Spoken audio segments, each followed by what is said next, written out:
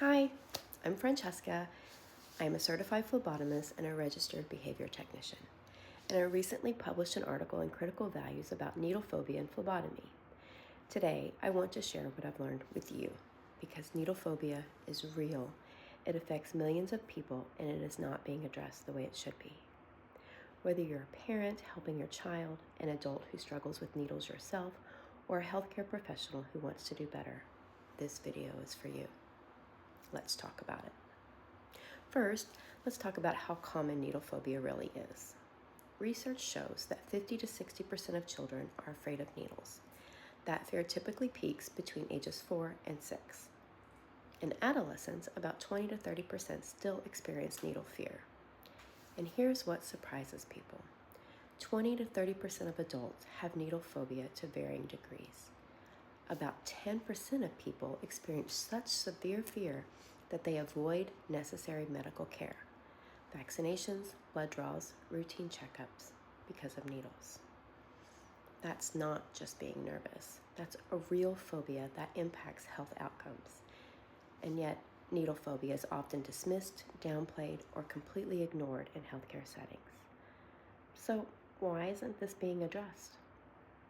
In my article, I identified 9 reasons why needle phobia isn't being fully addressed in phlebotomy. Let me walk through them with you. Phlebotomy happens in a fast-paced environment.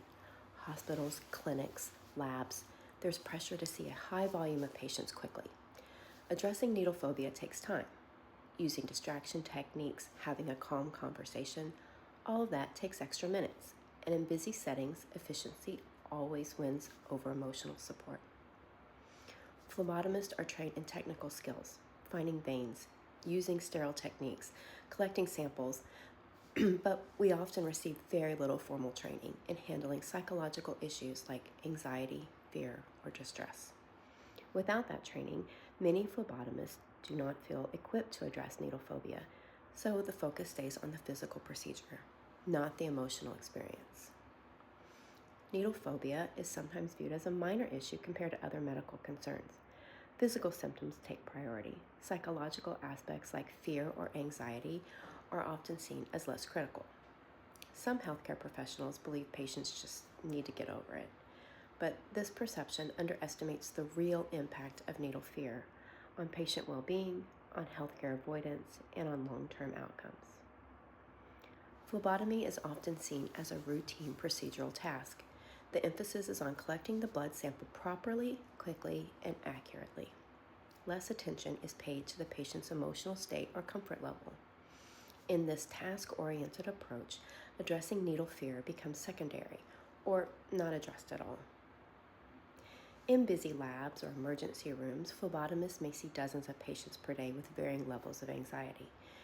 It's difficult to personalize strategies for each person within tight time constraints, especially if patients don't express their fear beforehand. In some healthcare environments, there's a systemic expectation that patients should tough it out during medical procedures. Both providers and patients feel pressure to minimize or dismiss anxiety about needles.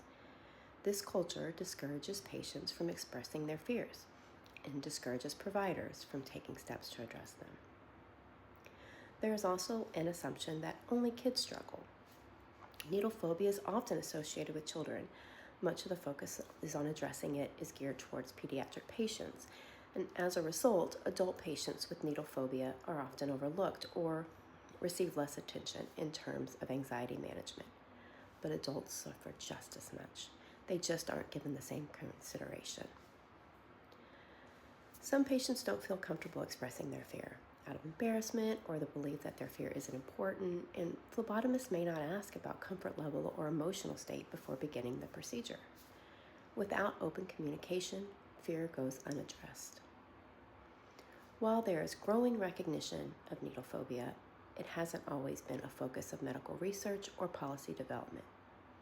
There are insufficient evidence-based guidelines for addressing needle phobia systematically in healthcare settings. Without formal protocols, the responsibility falls to the individual provider, many of whom lack training or resources to address it effectively. What needs to change? In my article, I outlined several solutions that I believe needs to change and that would be helpful. Training in anxiety management. Phlebotomists need more training, not just technical skills. We need to learn how to recognize needle phobia, how to communicate with anxious patients, and how to use evidence-based strategies to reduce fear. Distraction tactics and resources. Healthcare settings need to make distraction tactics and comfort tools available. These aren't extras, they're evidence-based interventions that reduce pain and anxiety. Patient-centered protocols. We need patient-centered protocols that allow time for addressing fears during routine procedures. That means building in a few extra minutes for anxious patients and recognizing that emotional support is part of quality care. Prioritize psychological well-being alongside physical health. When patients feel safe, calm, respected, seen, procedures go more smoothly, and patients are more likely to return for future care.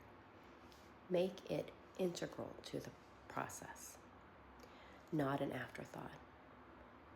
With these improvements, we can improve patient experiences, reduce healthcare avoidance, and create better outcomes for everyone. So, what can you do? If you're a parent, helping your child prepare for a blood draw, use storyboards or videos to show them what to expect. Bring comfort tools, fidgets, stuffed animals, snacks for later. Ask the phlebotomist for a warm pack before the draw. Advocate for your child. It's okay to ask for extra time or accommodations. If you're an adult with needle phobia, talk to your phlebotomist before the procedure. They can help, but they can't help if they don't know, but they can help you.